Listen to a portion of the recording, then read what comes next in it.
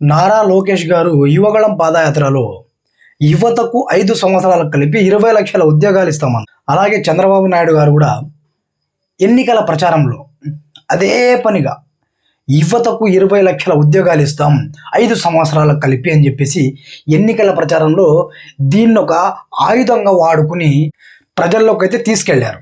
సరే 20 లక్షల ఉద్యోగాలు ఇస్తామన్నప్పుడు ఏ యువత ఎందుకు ఓటేయదు? అందరూ వేశారు. సూపర్. అన్ని ప్రభుత్వ శాఖల్లో కలిపి 2 నుండి 3 లక్షల ఉద్యోగాలను భర్తీ చేయవచ్చు. తద్వారా 2 నుండి 3 లక్షలు అంటే 3 లక్షలే అనుకుందాం, 3 లక్షల ఉద్యోగాలు భర్తీ చేస్తారనుకుందాం. మిగతా 17 లక్షల ఉద్యోగాలు ఎలా భర్తీ చేస్తారు? సరే, ప్రైవేట్ కంపెనీలు తీసుకొస్తారనుకుందాం. ఒక ప్రైవేట్ కంపెనీ వాడు మహా అయితే 2 నుండి 3,000 ఉద్యోగాలు ఇవ్వచ్చు. అలాంటి కంపెనీలు ఎన్ని తీసుకొస్తారు? 5 సంవత్సరాల కాలంలో 2 నుండి 3,000 ఉద్యోగాలు ఇచ్చే కంపెనీలు ఎన్ని తీసుకురావాలి మీరు? 20 లక్షల ఉద్యోగాల కోసం మీరు ఏదైతే ఇచ్చారో 20 లక్షల ఉద్యోగాల హామీ ఈ 5 సంవత్సరాల్లో సాధ్యమయ్యే విషయమేనా?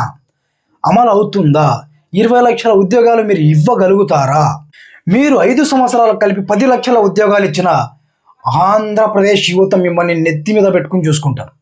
కాదు, మా చేత కాదు, మేము హామీ ఇచ్చాం, దాన్ని నిలబెట్టుకోలేము అని మీరు అనుకుంటే అదే ఆంధ్రప్రదేశ్ యువత రాబో ఎన్నికల్లో తిరగబడతారు. ఇప్పటికే 3 నెలల కాలం అయిపోయింది.